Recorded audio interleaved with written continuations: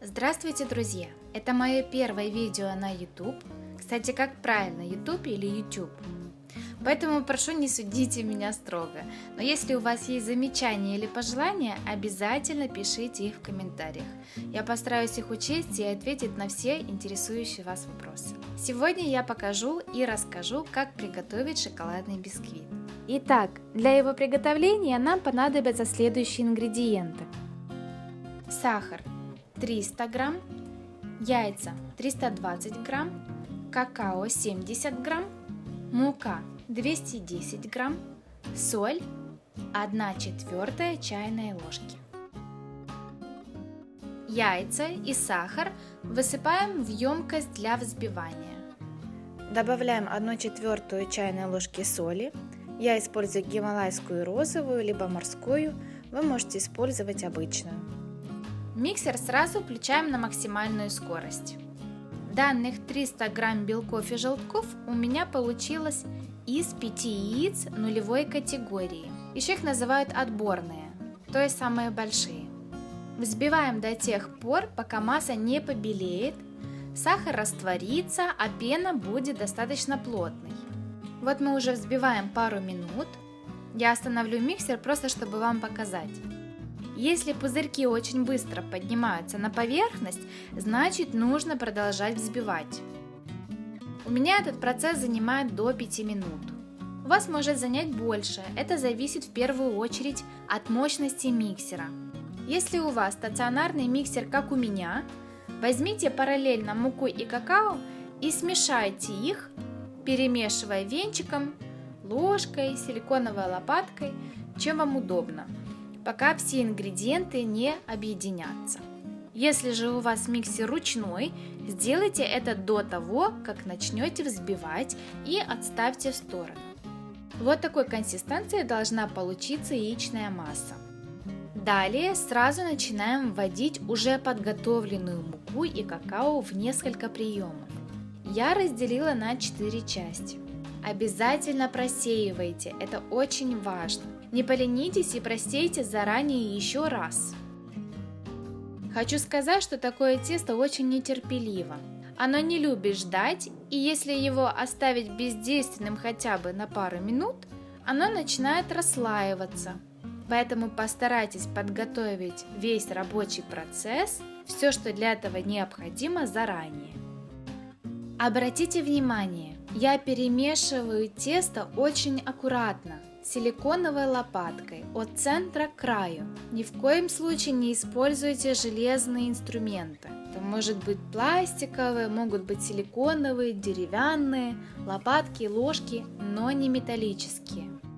Перемешиваю от центра к краю, при этом одной рукой проворачиваю миску. Делайте все очень аккуратно и терпеливо. И помните, ваше терпение обязательно вознаградится. Как минимум вкусным и пышным бисквитом. Ну вот и все, теперь наше тесто готово для выпечки. Перекладываем его в форму. У меня будет разъемная диаметром 23 см. Дно я застилаю пергаментом, а бортики обычной бумагой либо плотным пергаментом. Если брать обычный тонкий пергамент, при соприкосновении с тестом он начинает морщиться и создает неровности нашему изделию.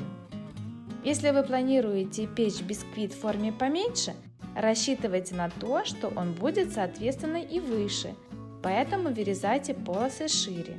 Чтобы вам было легче рассчитать размер полосок, учитывайте, что тесто поднимется в 2 раза. Раньше я не застилала торцы, а просто вырезала бисквит ножом. Но так как это не очень удобно в плане эксплуатации самих форм, потом нужно выскребать остатки и прочее. Поэтому я решила использовать такой способ. Вы же можете натереть форму маслом и присыпать мукой. Делайте так, как удобно вам. После этого тесто выливается в центр формы. Еще расскажу вам маленький секрет, что нужно сделать, чтобы тесто поднималось равномерно, не образовывая горку в центре. Для этого прокрутите форму резко несколько раз вокруг своей оси Тесто равномерно растечется по форме к краям. И сразу же после этого отправляем его в заранее разогретую духовку на 180 градусов. Время выпечки в моей духовке занимает около часа, так как духовка у меня уже старенькая, дверка прилегает неплотно и не удерживает необходимую температуру. Если же у вас с духовкой все в порядке, 40-45 минут будет вполне достаточно. Если же вы все-таки решили печь бисквит меньше в диаметре, но выше, вам понадобится около часа.